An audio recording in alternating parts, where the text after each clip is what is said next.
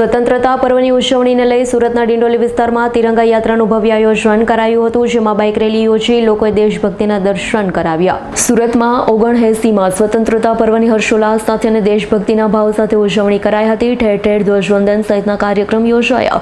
સુરતના ડિંડોલીમાં અનોખી ઉજવણી કરાઈ। સુરતના ડિંડોલી વિસ્તારમાં તિરંગા યાત્રાનું બાઇક રેલી આયોજન કરવામાં આવ્યું। ડિંડોલી ખાતે આવેલ રાજમહેલ મોલ પાસેથી ડિંડોલી વિસ્તારોમાં મધુરમ સર્કલ ઉપર રેલીનું આયોજન કરવામાં આવ્યું। આશરે 200 થી વધારે લોકો જોડાયા અને દેશભક્તિના દર્શન કરાવ્યા। અક્ષય પાંડે।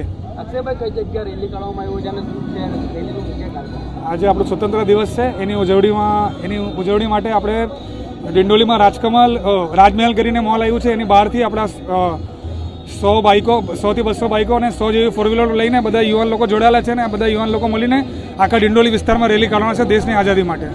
રેલીનો મુખ્ય ઉદ્દેશ શું છે? રેલીનો મુખ્ય ઉદ્દેશ એ છે કે બધા યુવાની અંદર ઉત્સાહ આવે કે આપણો દેશની આઝાદીનો દિવસ છે।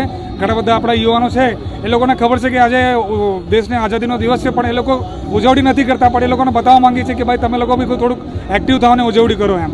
યંગ છોકરાઓ જે નશાના પીડિતમાં વધી રહ્યા છે, એ લોકો માટે સંદેશ શું રહેશે? આપણા જે યંગ છોકરાઓ નશાની દિશામાં જઈ રહ્યા છે, એના માટે તો આપણે આ બધી રેલીઓ કરતા છીએ કે તમે લોકો બહાર ને ડિસ્કોમાં જવાનું છોડો ને દેશ માટે કંઈ કરો।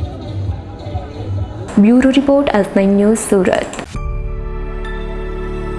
અમારી તમામ માહિતીથી અપડેટ રહેવા માટે જોડાયેલા રહો S9 ન્યૂઝ સાથે।